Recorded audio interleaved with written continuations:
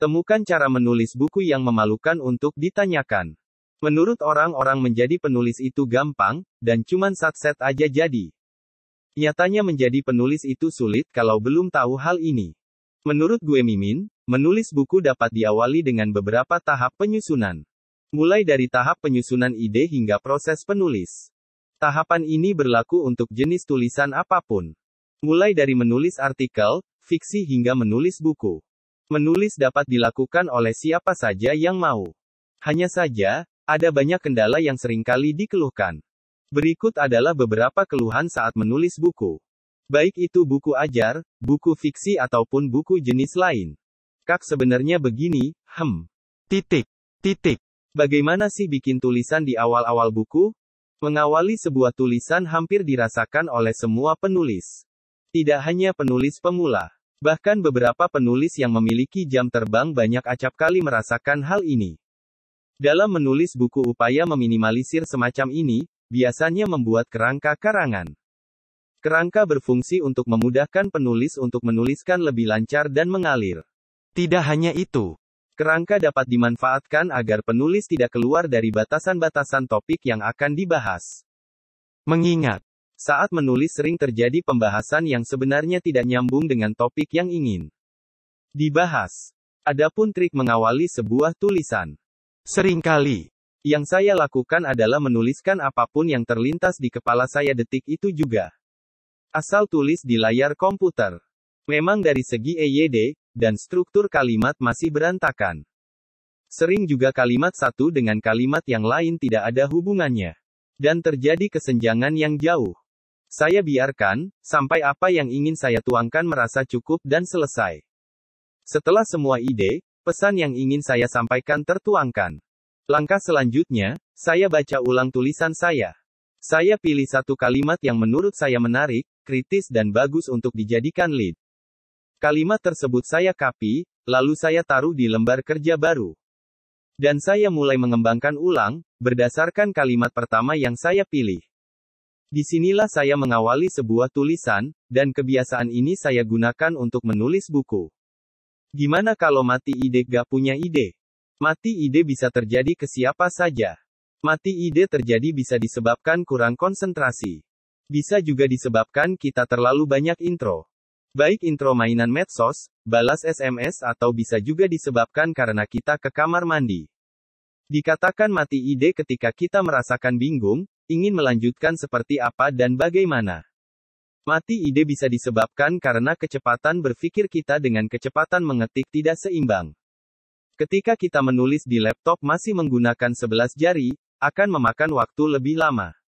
Sedangkan, pikiran kita memiliki kecepatan berpikir yang luar biasa.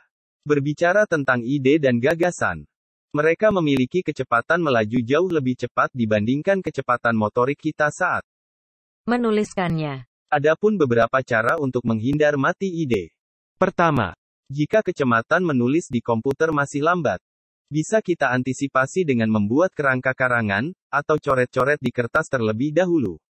Kemudian baru menuliskannya di komputer.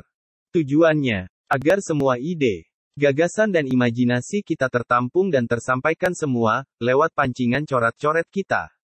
Kedua, apabila kita ingin membalas pesan, ngintip media sosial atau ke kamar mandi, pastikan tulis poin inti di bawah tulisan kita. Poin-poin ini sebagai pengingat apa saja yang ingin kita ulas hingga paragraf 1 hingga selesai. Tips ini sangat disarankan bagi yang Anda yang tengah menulis buku. Mengingat, menulis buku tidak sama dengan kita menulis artikel ataupun cerpen. Karena ulasan dan pembahasan yang diulas jauh lebih banyak. Ketiga, Anda bisa menemukan tips lain yang sesuai kenyamanan dan penemuan Anda. Susah menentukan ending? Ada tipe penulis terbiasa menulis buku menggunakan bantuan kerangka berpikir. Ada juga tipe penulis yang langsung menuliskan apa yang ingin ditulisnya. Tanpa bantuan kerangka sama sekali. Menulis buku ajar mungkin berbeda dengan menulis buku fiksi. Bagi penulis buku fiksi, hal yang sering dikeluhkan saat menulis adalah menentukan ending dan bagaimana menghentikan sebuah cerita yang berkesan. Berbeda saat menulis buku jenis buku teks. Menulis buku teks memiliki aturan tersendiri. Bahkan tema dan ulasan yang bahas diatur oleh kurikulum ataupun dari satuan pendidikan. Pada dasarnya, menulis buku teks jauh lebih mudah dibandingkan menulis buku fiksi. Karena saat menulis buku teks, penulis tidak bersusah payah berimajinasi dan menentukan endingnya. Proses penulisan buku teks endingnya jelas.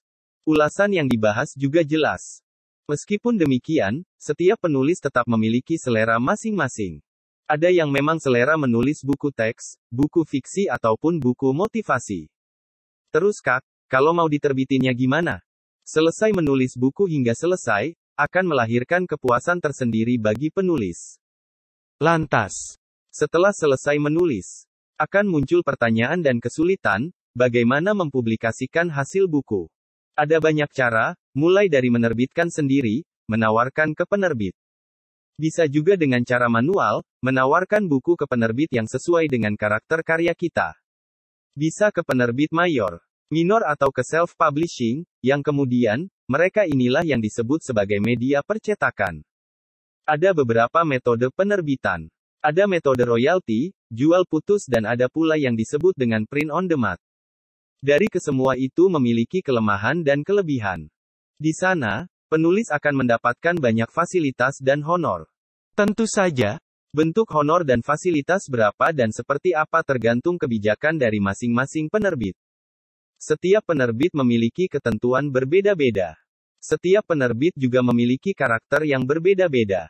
Jadi, tidak ada salahnya sebelum menawarkan naskah ke penerbit. Mempelajari terlebih dahulu penerbit yang hendak disasar. Adapun beberapa hal yang perlu diperhatikan sebelum memasukkan naskah. Pertama, cari penerbit yang mengutamakan naskah yang sesuai dengan apa yang kita tulis. Jika kita menulis buku ajar, maka kita mencari informasi tentang penerbit yang khusus menerbitkan buku ajar. Kedua, cari kredibilitas penerbit yang akan disasar. Apakah memiliki reputasi yang baik dan dapat dipercaya? Karena banyak kasus penerbit abal-abal yang lebih mengutamakan keuntungan dari pihak penerbit. Ketiga, pastikan lokasi gedung. Apakah gedung itu beneran ada, atau hanya fiktif belaka? Itulah beberapa keluhan saat menulis buku yang sering muncul. Semoga ulasan ini bermanfaat, dan menambah wacana baru. Sekaligus dapat memberikan motivasi untuk terus mencoba.